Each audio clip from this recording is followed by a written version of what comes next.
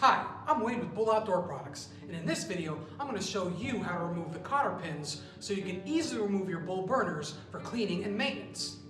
For this project, you're going to need a couple of tools, a set of needle nose pliers and a flashlight. The cotter pin is a hairpin shaped fastener that locks the burners in place, protecting them during shipment.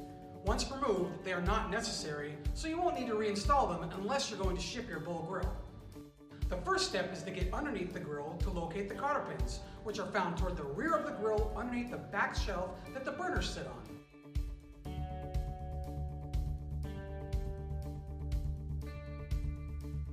If your grill is not on a cart and is being placed in a custom island, you may find it easier to remove the cotter pins before installation, especially if the island design does not allow access to the grill from underneath. Also, this may be a great time to get that flashlight. Once you locate the cotter pins, you can simply remove them with a pair of pliers.